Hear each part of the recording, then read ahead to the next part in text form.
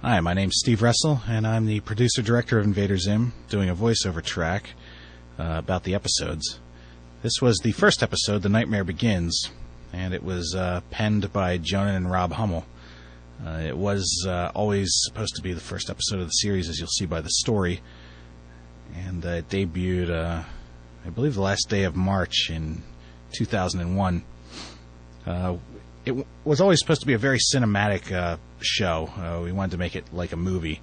And when I was brought onto the crew, I was brought on for that reason, and I could do 3D, and I was just cut apart from the rest of the business, which was usually into doing very flat, cartoony stuff, or really boring action-adventure stuff. So I wanted to really make this look like a film. The first part's done by Kyle Menke and Sean Murray, and it leaves my name off. I actually had thumbnailed out almost the entire first half of this show, and I had thumbnailed out bits and pieces over the entire show. If there's one show in the series that was mine, it's this one. I had the most influence over this episode, and I was really proud of it. It also won awards. It was the only episode so far that's won awards. This opening section here was done by Kyle Menke, with direction by myself. And it really was... It was really a break into how 2D and 3D worked for just a TV show, because you have a very limited budget. And it's very easy to make it work if you got the money. But with the help of John Soar and Hansi Tang and our entire 3D department, we got this whole thing running. I believe this is where I started to pick up with my thumbnails, and I went through almost the entire show. Kyle did these action sequences, and Kyle was supposed to be the action sequence guy. I divided up the board staff back then into two departments. There was action guy who would have a smaller amount of time to do a smaller section, which was all action or visuals, and then the guys that would handle the rest of it, just the normal board artists. I remember reading this in the script, and I thought the script was excellent. I loved the way it was handled by Rob and Jonan. They were really thinking, and Rob was always trying to figure out structure and make things work, have things make sense, and Jonan was always trying to add fun dialogue and interesting situations and turns on things. It was very unconventional also, because most cartoons you end up just bringing in the main character right away. This cartoon was just like a movie. You sort of develop in through a bunch of interesting visual points. You have the viewer asking questions, wondering what they're watching, and then the character comes in actually a ways later. So I think Zim comes in about halfway through this first half. The tallest, to me, were always a little bit boring. I thought their dialogue always went on too much. It was sort of a lot of blabbing, and wanted to see more visuals, wanted to see more character. While they have character, it wasn't exactly, like strong characters or extremely strong characters like Zim or Gur. But I still enjoyed the interplay.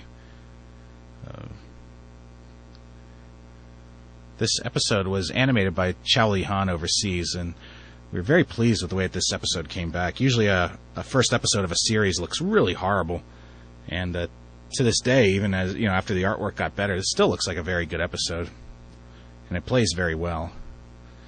Got a lot of kudos. Kyle won his Storyboard Emmy for this episode, and I won an Annie for storyboarding this episode. Great little jokes there. I love the sort of like little asides that Jonah would throw in. There was a lot of really technical stuff going on, and we tried to make everything work. All these pieces of equipment, all the technical stuff, we had to figure out and actually make work. Jonan wanted that, and I agreed. I think that's an excellent choice. Usually in cartoons or movies, there's a lot of stuff that just works by pure magic, and we actually figured out exactly how everything fits together, how everything works, and there's a function and a reason for everything that happens. These invaders are nice. They come back later. It's actually a very difficult section to stage right here, because you have so much going on. You have a huge crowd. You have these two up on a big stage, and you have all these invaders around them, very spread out. Our 3D. Now here's Scooge.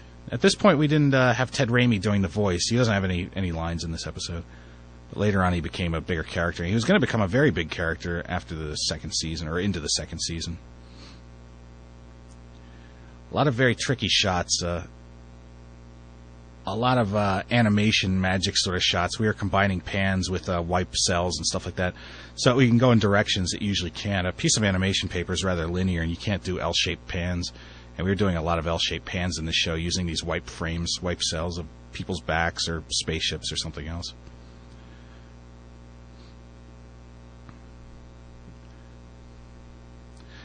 It's kind of funny. Richard Horvitz was he was the voice of Zim. But he ended up doing the voice in his normal cadence. And what happened was, after he got used to the show, pitching up his voice, we used to pitch up his voice to make it into what you hear here. He started to actually record the voice at that pitch, and we wouldn't have to pitch his voice anymore. But it happened very slowly, so incrementally we had to lessen the pitch on his voice. Here's a sequence, really difficult. I was sweating my ass off watching this go through. Kyle Menke came up with it, and I knew this could work, but I wasn't sure exactly how it could be pulled off, and needed help from the 3D department. Could map everything out, but I didn't know their capabilities. And that whole footstep onto the ship, and then that pan around through the city, and you're going up around it and around the robot and into the head, could still use some refining to this day, but it was really well done. All the mechanicals are 3D. That's a 3D robot. The robot's always 3D. The spaceships are 3D in this episode. Now, originally around here there was a piece that was cut out when they give Zim the sandwich. There was a piece, the digestor sequence, that was cut out. I think that's the only major chunk that was cut out of this show from the original script. At least the original script when I came on and saw it. The show was just too long, and digestor was the only thing I could figure to cut for time. Jonan originally wanted to cut every visual and have nothing but the dialogue. And I told him, I said, that's the way every show has ever gone that I've ever seen. Every show I've ever worked on in the business basically cuts their visuals in order to accommodate dialogue, and the shows end up becoming really boring. But Digestor was a really simple cut. Originally what happens is Zim gets transported here after this protest, gets transported with a little hoop into an arena where the tallest are watching, and a huge beast comes out called Digestor and hassles Zim, and he basically bargains his life for the sandwich, gives Digestor the sandwich. He runs away, and he wins this last test, and then has to become an invader. It was a nice sequence. It was well done. Never animated, though.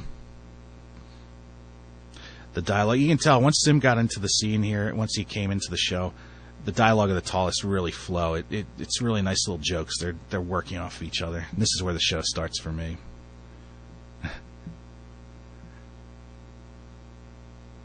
Everything, as you can tell from the angles, everything was an angle. We're always trying to do perspectives, interesting compositions, not just characters standing side by side looking straight towards camera. Everything seems bent or tweaked. And here comes one of the scenes that used to blow people away when we first did it, and we've done it many times since, but you're just going through the whole universe down into this dish. And originally there was a piece there that was cut out, a visual piece, where we go down into the dish and through the wires and then out through the screen to see Dib. There's a nice little piece of animation that was cut out there, too, that Jonan didn't want, which was Dib spiraling around the bar going down towards the window. I kind of miss it being cut out. It was actually a nice piece of animation. Jonan thought that it made Dib look too heroic. This sequence was actually... This was done by Jonan. I think Sean Murray originally did it, and Jonan wanted to do it himself. A lot of the board artists had to get up into the style of this show. Sean was one. He was very used to doing very bland, eye-level stuff. And he wasn't very good at this point. So a lot of assistance by Jonan and myself to help him get through. He became one of our better board artists, though, and learned fairly quick, as did the whole crew.